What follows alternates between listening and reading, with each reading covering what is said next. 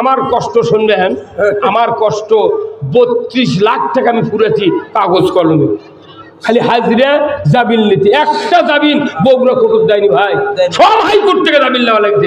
হচ্ছে না রেখে দিতে, ইনি খুব বক্তা, মানুষকে উস্কানি দেয়, উস্কানি দেয়। অথচ আল্লাহ কোরআনে বলছেন সূরা তাওবা, ইয়া আইয়ুহান নাবিয়্যু হাররিদিল মুমিনিনা আলাল কিতাল। কি হুজুর? ইয়া আইয়ুহান নাবিয়্যু হাররিদিল মুমিনিনা আলাল কিতাল। হে রাসূল, আপনি মুমিনদেরকে সংগ্রামের জন্য উদ্বুদ্ধ করুন। আল্লাহর নবীর কথা বলবেন লেগে মামলা খাচ্ছি, কোনো ভয় নাই। আল্লাহ যেহেতু পতন তুমি দেখাছো, একটা বার দেশে ইসলাম দেখাও। কি দেখতে চান? কারা কারা দেখতে একটু হাত তুলে আলহামদুলিল্লাহ, আলহামদুলিল্লাহ। আল্লাহ শিবগঞ্জকে কবুল করো ধরে কোন আমি। আমার বিশ্বাস বগুড়া জেলার যত উপজেলা আছে, শিবগঞ্জের বেশিরভাগ লোক আল্লাহর জান্নাতে যাবে। এত হিম্মত লোক, এক নাম্বার উপজেলা, এদের ইমানও 1 নাম্বার। আমরা দোয়া করব, আমরা সকল দলের মতের লোকদেরকে বলবো একটাবার ইসলাম আমরা দেখি। তাছাড়া কবরের ভেতর প্রশ্ন করবে, ওমা দিনুকা, তোমার জীবন ব্যবস্থা কি ছিল, ইসলাম না অন ইসলাম? অনেকে মনে করে 5 মিনিটের মধ্যে মুনকানুকের আসবি চলে যাবে, কিন্তু তাই আল্লাহর নবীকে জিজ্ঞাসা করলেন হযরত উমর ফারুক, উনি বললেন হুজুর, কবরের ভিতরে যখন মুনকার নকির আসবেন কতক্ষণ ওখানে অপেক্ষা করবেন?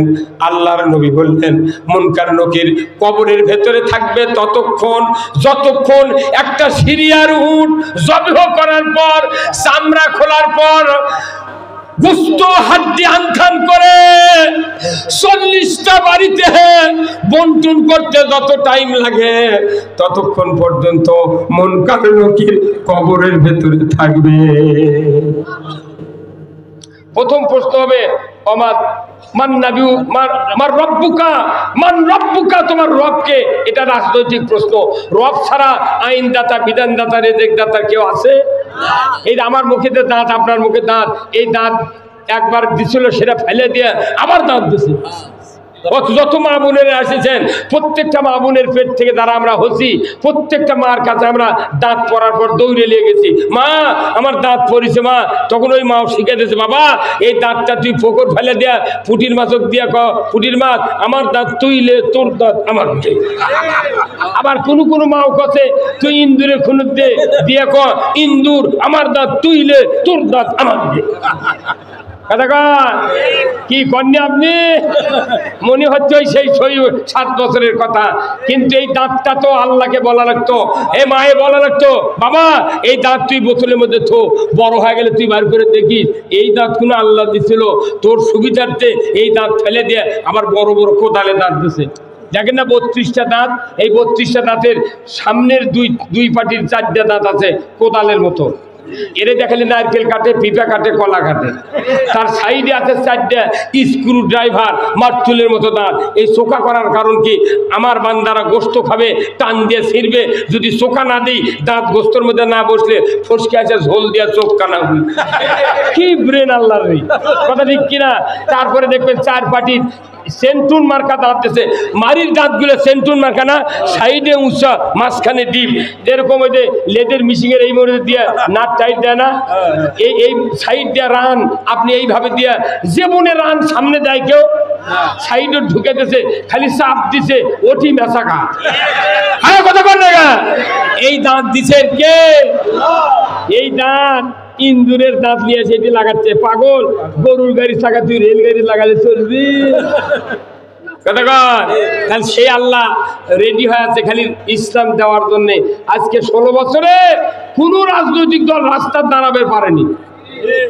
বাড়ি ঘর সংসার সম্পদ নেতাগিরি কতগিরি করেছি আমরা, কিন্তু ভয়ে চলে যায়নি। হয়তো মরে গেলে বউ তোর বিদ্যা হবি, এইগুলো মাল খাবি কে?